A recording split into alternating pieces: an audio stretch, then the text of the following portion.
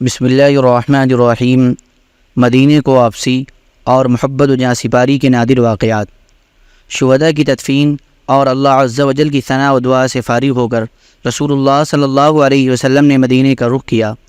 جس طرح دوران کارزار اہل ایمان صحابہ سے محبت و جاں سپاری کے نادر واقعات کا ظہور ہوا تھا، اسی طرح اثناء راہ میں اہل ایمان صحابیات سے صدق و جاں سپاری کے عجیب واقعات ظہور میں آئے۔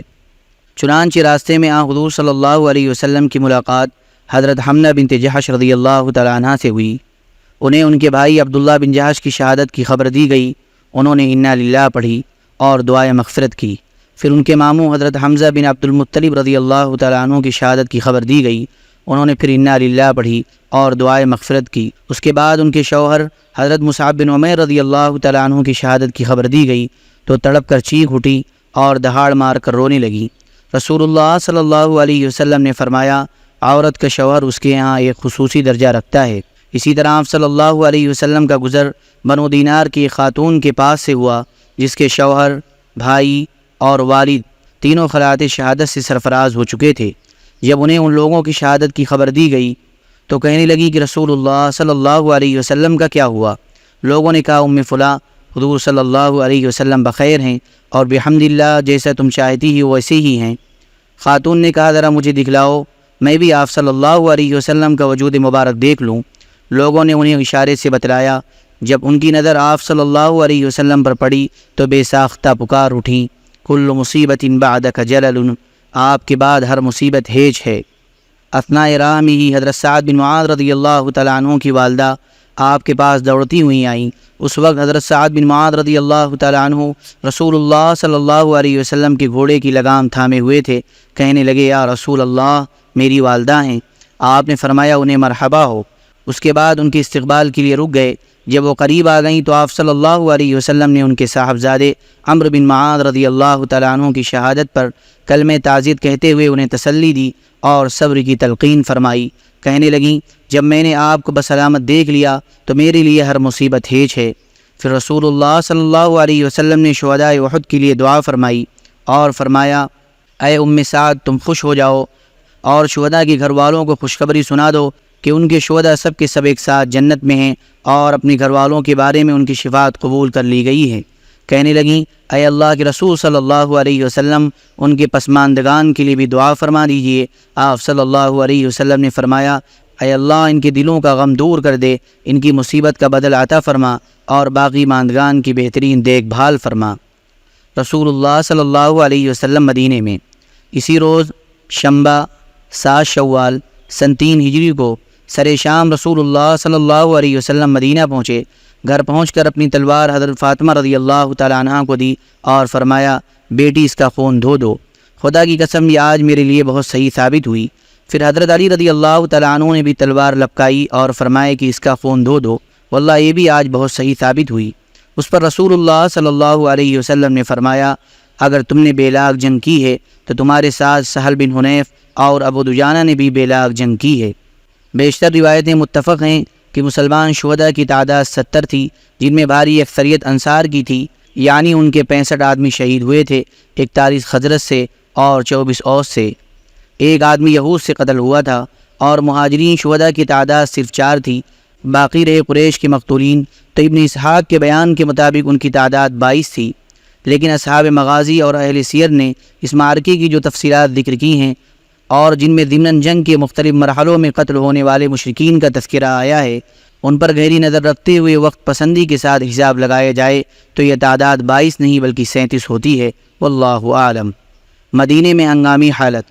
مسلمانوں نے معرکہ احد سے واپس آ کر 8 شوال سن 3 ہجری شنبہ و یکشنبہ کی درمیانی رات ہنگامی حالت میں گزاری۔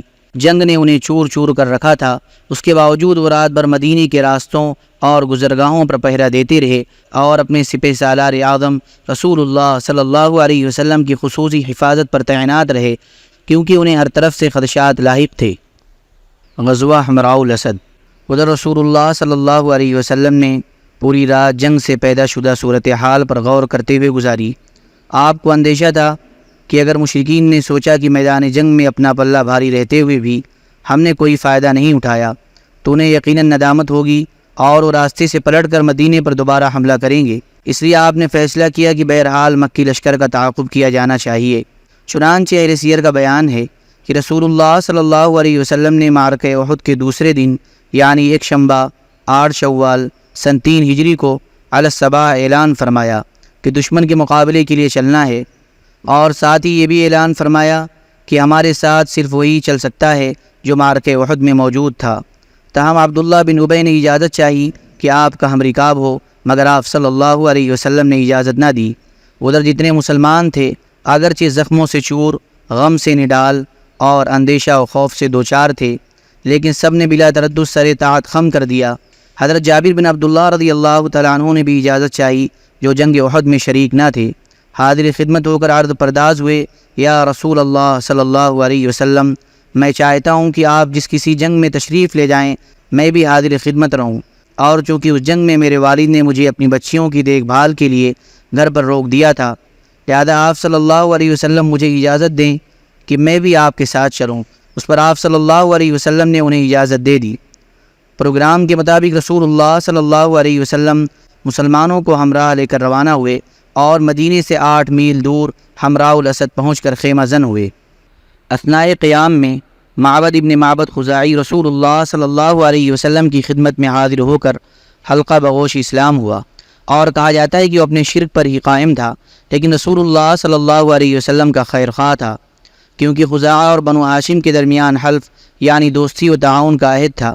بہرکیف اس نے کہا، اے محمد صلی اللہ علیہ وسلم، آپ کو اور آپ کے رفقا کو جو زک پہنچی ہے وہ اللہ ہم پر سخت گرا گزری ہے۔ ہماری آرزو تھی کہ اللہ آپ کو بعافیت رکھتا۔ اس اظہار ہمدردی پر رسول اللہ صلی اللہ علیہ وسلم نے اس سے فرمایا کہ ابو سفیان کے پاس جائے اور اس کی حوصلہ شکنی کر دے۔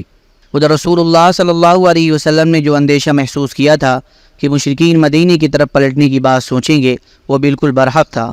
چنانچہ مشرکین نے مدینے سے 36 میل دور مقام روحہ پر پہنچ کر جب پڑاؤ ڈالا تو آپس میں ایک دوسرے کو ملامت کی، کہنے لگے تم لوگوں نے کچھ نہیں کیا، ان کی شوکت و قوت کو توڑ کر انہیں یوں ہی چھوڑ دیا، حالانکہ ابھی ان کے اتنے سر باقی ہیں کہ وہ تمہارے لیے پھر درد سر بن سکتے ہیں، لہذا واپس چلو اور انہیں جڑ سے صاف کر دو۔ لیکن ایسا محسوس ہوتا ہے کہ سطحی رائے تھی جو ان لوگوں کی طرف سے پیش کی گئی تھی جنہیں فریقین کی قوت اور ان کے حوصلوں کا صحیح اندازہ نہ تھا۔ اس لیے ایک ذمہ دار افسر صفوان بن امیہ نے اس رائے کی مخالفت کی اور کہا، لوگوں ایسا نہ کرو، مجھے خطرہ ہے کہ جو مسلمان غزوہ احد میں نہیں آئے تھے وہ بھی اب تمہارے خلاف جمع ہو جائیں گے، لہذا اس حالت میں واپس چلے چلو کہ فتح تمہاری ہے، ورنہ مجھے خطرہ ہے کہ مدینے پر پھر چڑھائی کرو گے تو گردش میں پڑ جاؤ گے۔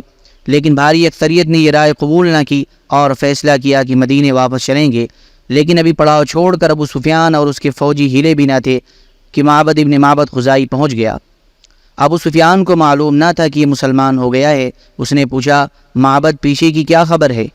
معبد نے پروپیگنڈے کا سخت اعصابی حملہ کرتے ہوئے کہا، محمد اپنے ساتھیوں کو لے کر تمہارے تعاقب میں نکل چکے ہیں، ان کی جمعیت اتنی بڑی ہے کہ میں نے ویسی جمعیت کبھی دیکھی ہی نہیں، سارے لوگ تمہارے خلاف غصے سے کباب ہوئے جا رہے ہیں، احد میں پیچھے رہ جانے والے بھی آ گئے ہیں، وہ جو کچھ ضائع کر چکے اس پر سخت نادم ہیں اور تمہارے خلاف اس قدر بھڑکے ہوئے ہیں کہ میں نے اس کی مثال دیکھی ہی نہیں۔